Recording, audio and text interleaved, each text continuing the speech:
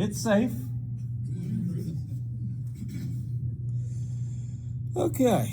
Like I said, this is starting on slide 88. I did it all in one presentation, so it'd be really easy for this exact purpose. So hopefully that helps.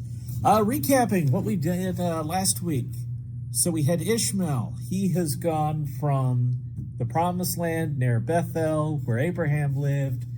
He, of course, being the older son of Abraham, he's moved over close to Egypt. He's not in Egypt. He's on the other side of the Red Sea.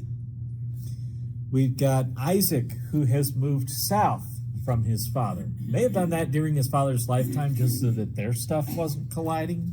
A little hard to say, but we see him further south than his father lived. Jacob has gone north to find a wife, which is a little bit noteworthy because it's the first time we actually see someone go to find their own spouse. Because when you talk about pretty much everybody else we've seen, they were already married when we first see them. Abraham's already married to Sarah when we first see him. When it comes to getting Rebekah for Isaac, Abraham sends a servant off to find them. They're engaged before Isaac even knows her name. But Jacob is going to find his own wife. I just thought that was a little bit noteworthy. It's different. Different is interesting. And he is going to do that by going to Rebekah's family to the north. Of course, he did this in part because of Esau wanting to kill him. And Rebekah was kind of against that. But it's also noteworthy because it's a different people. I can't remember if we saw this last week, but Isaac has an Egyptian wife and a Canaanite wife. Jacob goes to get one from Rebekah's family, much like Abraham did for Isaac. So it's different. It's not marrying someone from the land where they're, of course, the Israelites are going to get a very explicit command, don't take wives from this land. So Jacob goes north where he's going to meet Laban. And in Genesis 29, verse 5, then he said to them, he's already there. He runs into some shepherds near a well. Jacob says to them, do you know Laban, son of Nahor? And they said, we know him. So he said to them, is he well? And they said, he is well. And look, his daughter Rachel is coming with the sheep. Which is also interesting that you have a daughter here who's tending the flocks instead of the sons, which is what we've seen at every other point till now. So where are we? This is Jacob going north to Laban's family. This is called Paddan Aram. This currently is a Kurdish majority area. So you have largely the Arab areas where you have Sunni and Shia populations. Kurdish is different, and there's no Kurdish majority nation that I can point you to and say that. In our more recent times, they particularly came up when we were talking about Iraq after the invasion, because there was a Sunni area, a Shia area, and a Kurdish area. So one of the proposals being talked about was a three-state solution for Iraq. And that would have given the Kurds a majority nation. That didn't happen, obviously, but that's just sort of a more recent time where you probably heard of the Kurdish people if you were wanting to place them. This area was predominantly nomadic. They lived in tents. Whoops. You're okay. Come on in. The water's fine. Presumably. We're not in the water, though, so I can't say that for sure.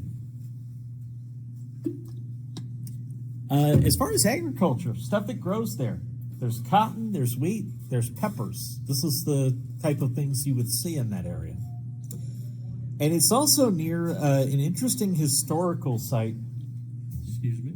This is pretty significant as far as modern archaeology is concerned, called Göbekli Tepe, which I'm sure I'm mispronouncing.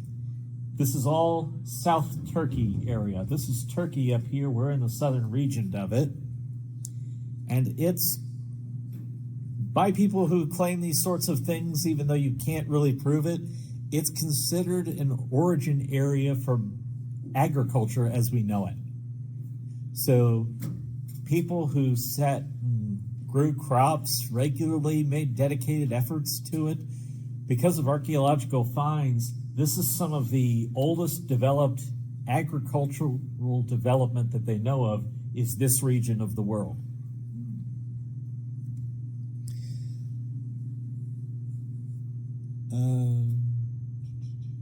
Okay. This is Paddan Aram, which is called Haran.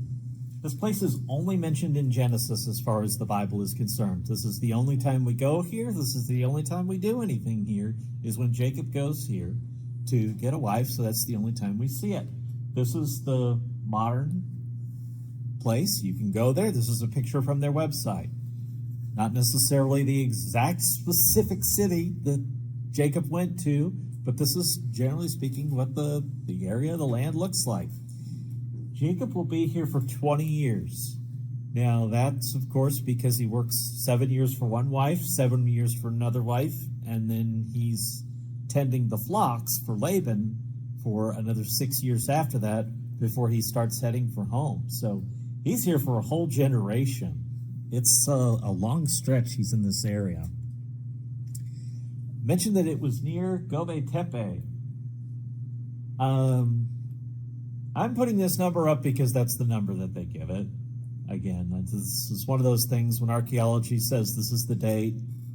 I'm telling you, I'm only saying that this is the date that they're saying, and I'm not going to try and figure out any sort of corrections to that.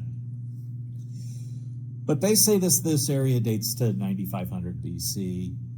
One of my things with dates, one of the reasons I won't argue with them, is because one, how do you prove it?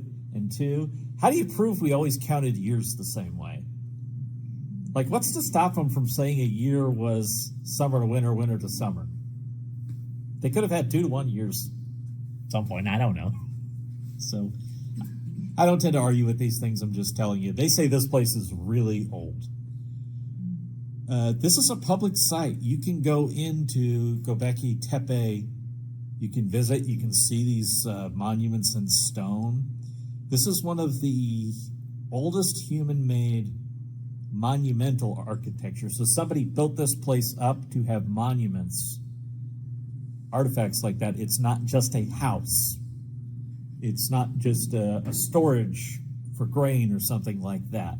But it's built as a monument.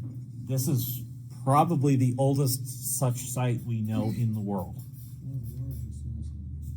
One of the largest, you said? One of the largest. They're still working on it. I believe it. They found a lot more to it than what they originally thought. And Yeah, it was filled in intentionally. Well, there's a variety of reasons that'll happen, but generally it'll happen because somebody conquered something and they want people to forget the past. So they will come in and they will fill in what used to be so that people can't remember it anymore, or at least not the same way. I mean, we of course see that when you talk about the temple in Jerusalem. And although greed may have been a motivation there because people wanted the gold of the temple, they just completely destroy it. This is another view that kind of gives us the scale. It's a very big place, like we said. This is a little better map for getting a sense of where it is in the world. This is modern Turkey. So Istanbul used to be Constantinople. Now it's Istanbul, not Constantinople. Would be all the way up here. And then down here, southern Turkey, that's where we're located at. And that's not the exact area that Jacob is at, but this is very nearby. So it's one of the more interesting historical places archaeologically. So our context on Jacob returning back to the promised land, back to where his father is. He's lived with Laban for 20 years. They had their arguments over the flocks. Is it going to be the speckled? Is it going to be the spotted? What sheep does Jacob get? What sheep does Laban get? There has been all sorts of arguments. Jacob's had enough. He's going home. He's lived with Laban for 20 years. He's become married to Rachel and Leah. He tended Laban's flocks.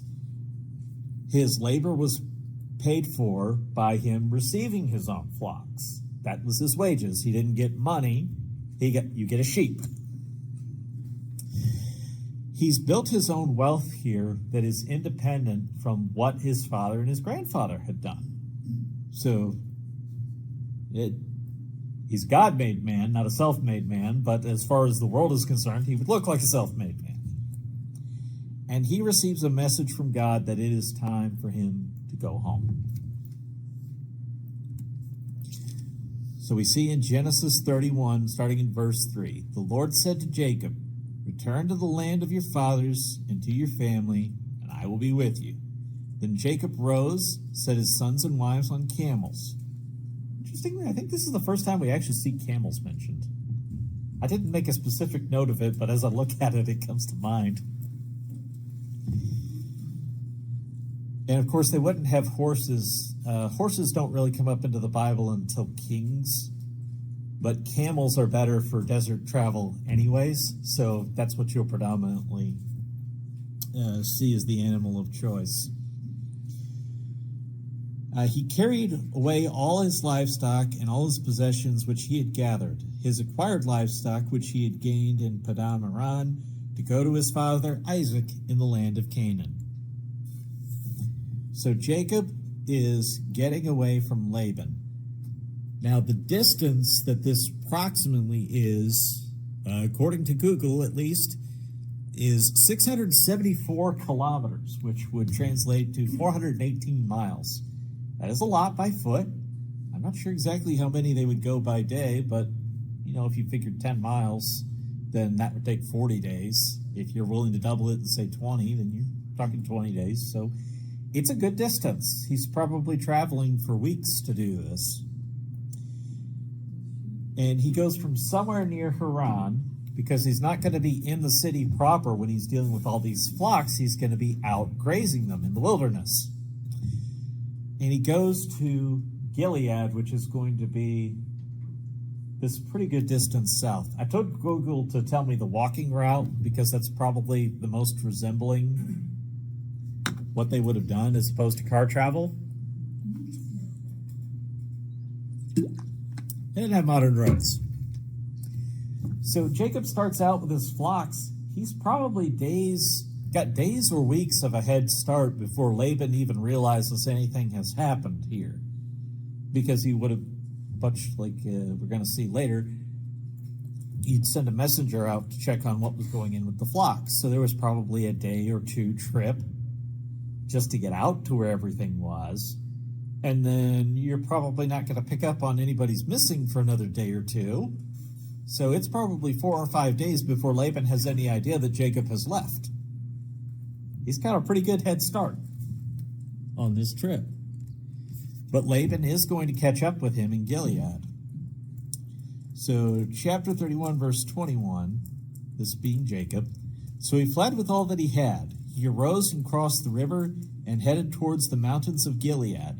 So Jacob took, this is down to verse 45, so Jacob took a stone and set it on a pillar. Then Jacob said to his brethren, "Gather stones." And they took stones and made a heap. They ate there on the heap. Laban called it Jagar's Shadadua, but Jacob called it Gilead.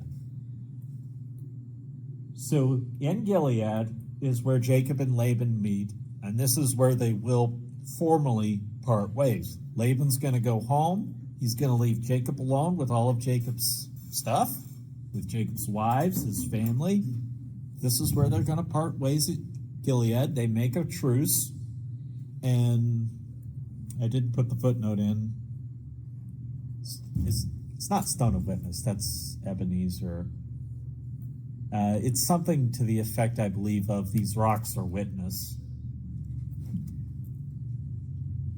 And that's why Jacob is naming it Gilead. Oh, I could just click to my next slide, because occasionally I had some foresight. So heap or stones of testimony. That's what it translates to. In modern day, this is Arib in Jordan. It's near the Sea of Galilee. So, of course, in Jesus' ministry, we're seeing him throughout this area. Jordan would be in a different province of Rome. He doesn't go there very much. There are some times he crosses the Jordan and he's over here. Probably didn't go all the way to Gilead, at least not frequently. And later, when we talk about the 12 tribes of Israel, this would probably be in the area that belonged to Manasseh, or half the tribe of Manasseh, to be more specific.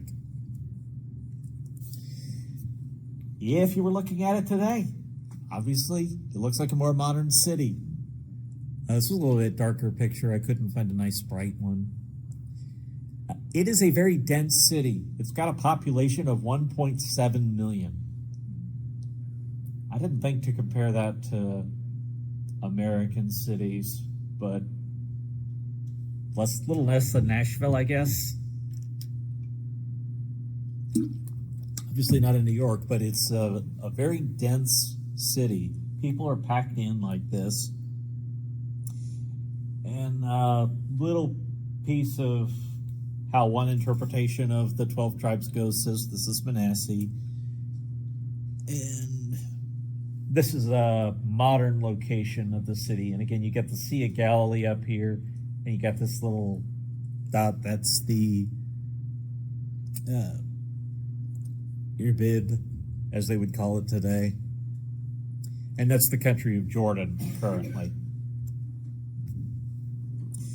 So we have Jacob. He's gone from up north where Laban is. He's come down to Gilead, and he is about to meet with his brother for the first time in 20 years. We see this reunion happening in chapter 32. So Jacob went on his way, and the angels of God met with him. When Jacob saw them, he said, "This place is God's camp." And he called the name of that place Mahanaim. And down to verse 24, Jacob was left alone, and a man wrestled with him until the breaking of day. So, of course, that being the famous story, I wanted to touch on it. Verse 26, he said, "Let me go, for the day breaks." But he, this of course being Jacob, "I will not let you go unless you bless me." So he said to him, "What is your name?" And he said, "Jacob." And he said to him, "Your name shall no longer be Jacob, but Israel, for you have struggled with God and men, and you have prevailed." So very historic moment, particularly to the people of Israel, because this is where the name comes from. So where was this? We saw the location being Mahanaim. This is one of those cases where they don't have a good or a great specific city that they can point to and say this was probably it, but it's narrowed to a region for us. So we're along the River Jordan, and they list the locations on this map with question marks. So they got Mahanaim and they've got Peniel, which we're also going to see in a moment. God appears to Jacob again. This is something that's happened a few times. We see Jacob wrestles with God and receives the name Israel. And the place is named for, translates to two camps or two companies, because he's saying, my camp is here, my people are here, Jacob's people, and God's people are in the same place. So that's where the name is coming from. He's saying there's two camps. There was more here than what meets the eye. And I also found this part interesting, so I reached ahead for it. This becomes one of the Levite cities. Remember that when the promised land is divided up, the Levites don't receive a land, they receive cities. Those cities are spread out throughout the land because who are the priests? Not a trick question. Who are the priests? The Levites. So the Levites are spread out to minister to the whole people throughout the promised land. And this area is one of those cities that will become a Levite city. we've seen that at least one other time so far that I can think of. But it's interesting to see that God picked these cities of particular historic significance to become the Levite cities. Jacob finds refuge in Genesis 33. Then Jacob came safely into the city of Shechem, which is in the land of Canaan, when he came from Padan Aram, and he pitched his tent before the city. And he bought the parcel of land for which he pitched his tent from the children of Hamor, Shechem's father, for 100 pieces of money. And then he erected an altar and called it El Elho, Israel. Gotta put my glasses on. I'm straining a little bit for the screen. I got it a little further away. So Jacob is in Shechem, which is named for the person he buys it from.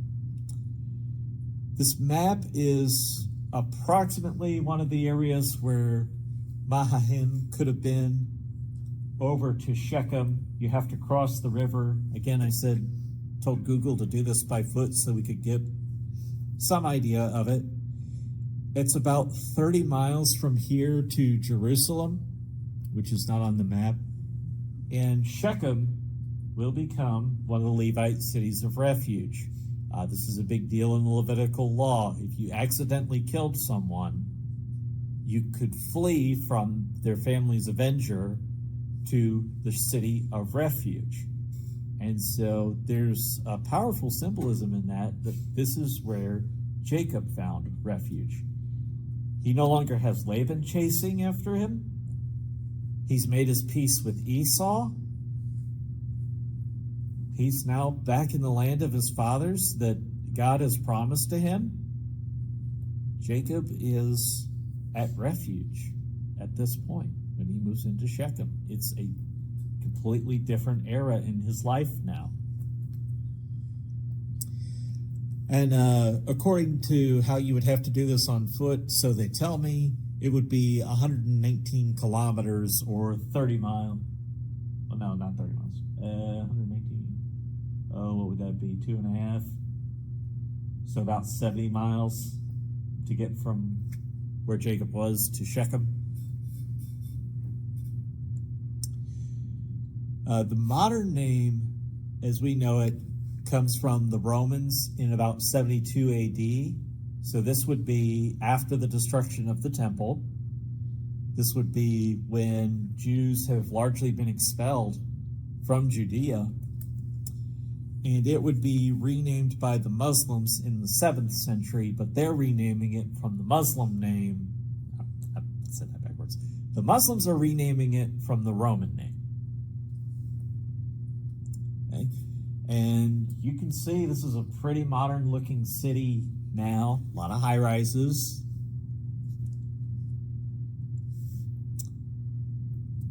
So Jacob bought this from a man named Shechem, or at least from his children. Well, who was Shechem? From what we know, this land was the Hivites. The Hivites were the tribe that had settled in this land. They were Canaanites. So they're one of the 12 tribes of Canaan, Canaan being the grandson of Noah through Ham. The Perizzites live nearby. They're up here, kind of towards the mountains. They do not appear to be Canaanites. They're different people that we interact with a few times. And in Genesis 34, Jacob, who is Israel, but I'm generally going to stick to calling him Jacob so it's clear I'm talking about the person instead of the nation. So, just trying to be clear where I can be. He's worried about the Perizzites up here, and God is going to, again, give him a message and tell him to go down to Bethel. Again, we see back to Bethel, the place where Abraham was at his closest to God. This would cut off a little bit. Okay. So this is Jacob's second time at Bethel. Then God said to Jacob, "Arise, go to Bethel and dwell there. Make an altar there to God who appeared to you when you fled from the face of Esau your brother. And Jacob said to his household and to all who were with him, Put away the foreign gods that are among you, purify yourselves, and change your garments.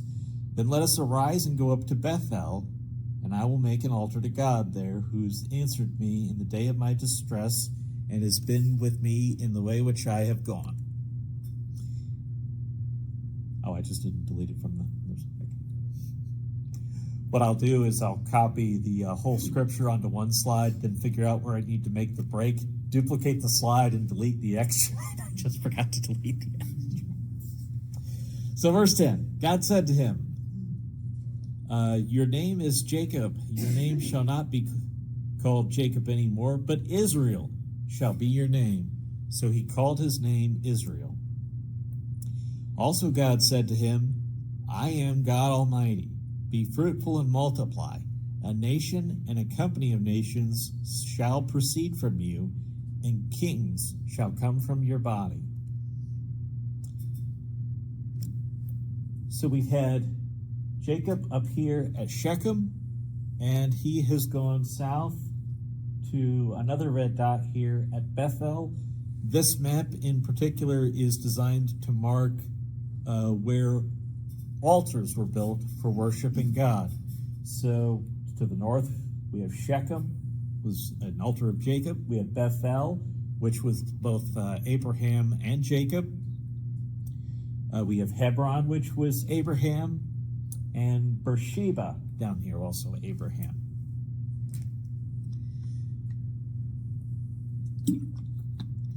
Of course, in Bethel, this is where we saw the majority of Abraham's life take place. When he moves to the Promised Land, he is living in the area of Bethel, and he's traveling a bit through here, grazing his flocks, but this is the city where we see him based.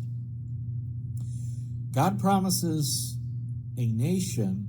Now, he has made this promise to Abraham, but now he specifically says the people are going to come from Jacob, not Abraham and not Isaac.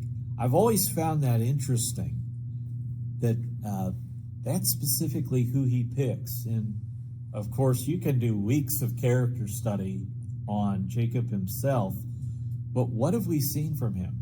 He has traveled everywhere at the word of God. He has built altars to praise God. He has wrestled with God, but he has said, I will not let you go unless you bless me. He has fought for a relationship with God. He has tried to be faithful to God. Now, like all of us, he is not perfect, and he is worldly, and he has chased worldly desires, but he has chased after God in a way we've not seen until now. And so I find that very interesting, that his entire life from now seems to be God training him for this purpose. And then, of all places, where does he go from Bethel? He travels. Oh, there we go. He travels to Bethlehem. A little bit significant, isn't it? Especially a place that comes to mind this time of year. For what it's worth, since we didn't touch on this specifically before, we had Lot over in Sodom and Gomorrah. God, of course, destroys these cities. This map places them outside the Dead Sea. I think you're about a couple miles to the east of where they should have placed those dots. They'd be in the Red Sea now. We don't know exactly how far the sea would have stretched in Abraham's day, but more likely the southern region was an addition from when Sodom and Gomorrah were destroyed. My opinion, I can't prove it. But they are very significant cities to us, so worth a moment to look at that at least. So in Genesis 35, we have Jacob traveling once again. Then they journeyed from Bethel, and when there was but a little distance to go to Ephrath, Rachel labored in childbirth, and she had hard labor. This is when Benjamin will be born. There are complications from the pregnancy, and this is where Rachel will pass away. Rachel died and was buried on the way to Ephrath, that is, Bethlehem. So this is on the way to Bethlehem. Benjamin is born, and that is where Rachel will pass away. So looking now at Bethlehem, it's particularly close to Jerusalem on a modern map. He lives north of his father, Isaac. Esau, at this point, is probably right down there with Isaac.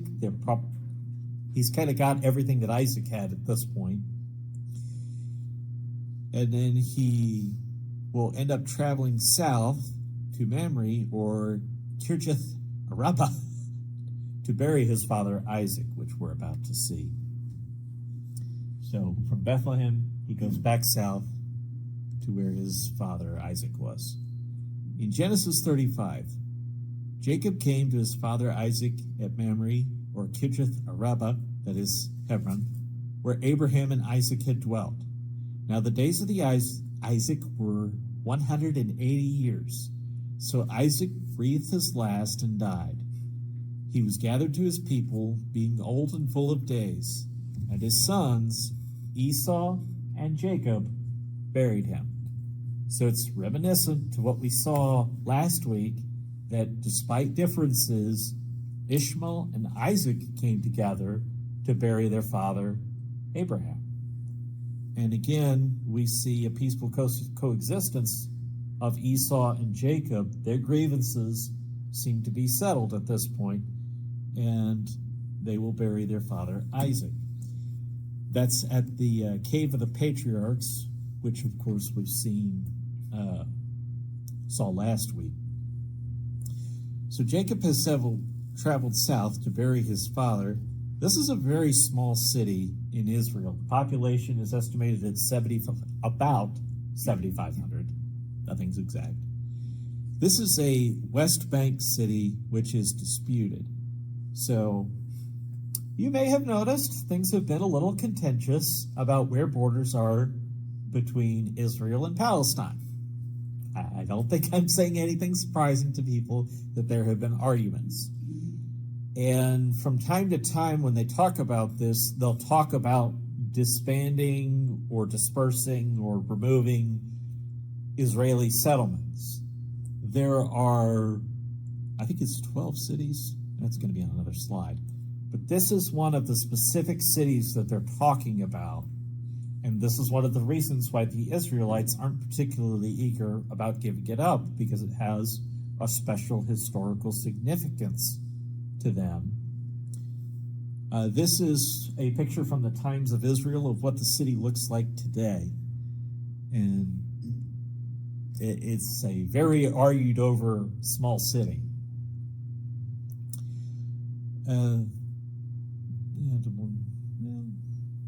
I don't think I made a slide out of this. For what it's worth, there's also a argument of history or tradition over Jacob and Esau being buried in the Cave of the Patriarchs and who had the right to it. Now, who had the right to it is obviously up to God, who said that it's Jacob, but Esau was the older one who ends up inheriting everything from his father, even though he sold the birthright.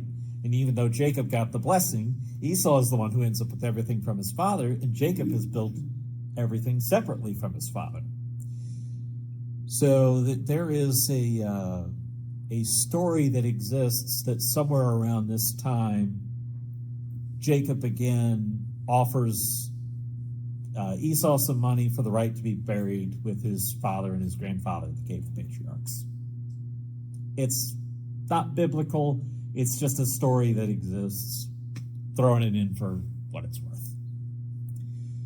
But now we're going to see Esau do something. He's going to move away from the promised land. And we see this in Genesis chapter 36, starting in verse 6. After the passing of his father Isaac, he's acknowledging now Jacob's right to the land.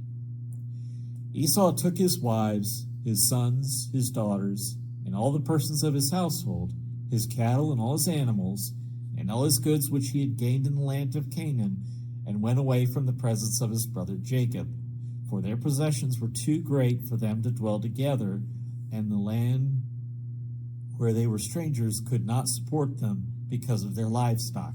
So Esau dwelt in Mount Seir. Esau is Edom. So when you start looking at things like Kings and Chronicles, Edom comes up fairly frequently. Those are the descendants of Esau. Where actually is he going? Mentioned this already. Esau sold his birthright. That was the bowl of stew.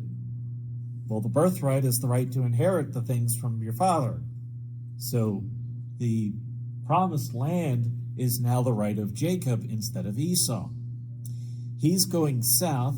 This land, it says, was the land of the Horites, and they will intermarry the people of the Horites in Edom. The Horites are displaced by the time of the Exodus. When the Israelites come through, this land is Edom. There's no more Horites mentioned. And Obadiah, one of the minor prophets, it's kind of jumping ahead to their eventual fate, says when Babylon comes in and starts invading and destroying Judea, the Edomites do something to side with Babylon.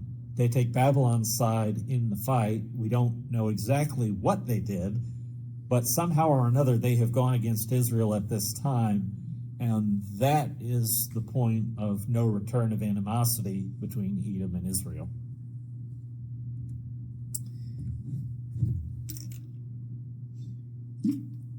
All right, so Edom does not look the most civilized today. This may come as a great shock. There's about 10,000 people who live in this area, which is Busiria. There we go. Let's go with that. Busiria in Jordan. The name means sheepfold. So that's not a surprise. We know that Esau had a lot of livestock, particularly sheep. We see that it sides against Israel in war, and its destruction is very much prophesied, with Amos, Isaiah, and Jeremiah all give a prophecy about the fall of Edom, that it's going to happen. And it will eventually be attacked by Nebuchadnezzar II. This is the one you know as Nebuchadnezzar. Nebuchadnezzar II is the one you know. Nebuchadnezzar II is what history calls him, because there was another one, another Nebuchadnezzar, so we got to clarify these things historically. So let's take a step back, look at this from a high-level view of what Abraham's family tree is looking like. Abraham has other children. Of course, he has Isaac and he has Ishmael. He's 175 years old when he passes. And remember, he's about 100 when we see him getting the promise from God that you're going to have a son. So he's living another 75 years beyond that, and he will have more children. As far as Abraham's wealth, he will give gifts to the rest of his family, but the inheritance will be strictly through Isaac. Isaac is about 75 years old when Abraham passes, and when Abraham passes, Jacob and Esau are about 15 years old. So this inheritance is not quite treated the same way in our day as it was back then. What's the word? If anybody knows this, help me out. I think it's protogenitor, but it's something to the effect of law of the firstborn. And it says the firstborn is the one who inherits basically everything. Now, other siblings will get rights to property that the oldest sibling will then buy them out of. So they will take care of their siblings, but the estate will primarily go to the one person in order to preserve it. Or to put it this way, if you had 100 acres of land and 2 kids, and you split it up equally, how much do each of them get? 50. Okay, now each of them have 2 kids, and you split it all up evenly again. Down to 25. They each have 2 kids, and you split it up again. Now you're down to 12 and a half. That's a lot less than 100 already. And it just takes a few generations of dividing everything in half before you're really not leaving that much anymore.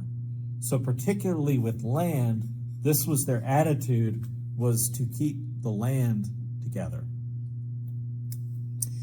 So that's the behavior we're seeing from Abraham, is he's following that tradition instead of our more modern thought. Of course, in our more modern thought, it's a lot easier to divide money than it is to divide land. But Abraham has Ishmael by Hagar. He, of course, has Isaac by his wife Sarah. He takes a third wife we didn't really look at in reading, but Keturah, and she has several children that all happen after the birth of Isaac. Isaac will have Esau and Jacob. Jacob will come from, they were both from his wife Rebekah. And then the 12 tribes, you'll have from Leah, Reuben, Simeon, Levi, and Judah. From Biliah will be Dan and Naphtali. By Zilpah will be Gad and Asher. And by Rachel will be Joseph and Benjamin. And then cut off from here is Ephraim and Manasseh. Ephraim and Manasseh are the sons of Joseph, and I won't jump too far ahead on that. We just saw Isaac pass away at the age of 180. Joseph is about 16. There's no mention in the Bible that they met. It's an interesting question whether or not they did. But one thing we do know is that Esau met all of his nephews, because that happened at the passing where Jacob and Esau met. And that's where we're going to leave it for this week. Planning on one more to get to the end of Genesis. We may look at the sort of introduction to Exodus, but won't go very far in that next week. Thank you so much.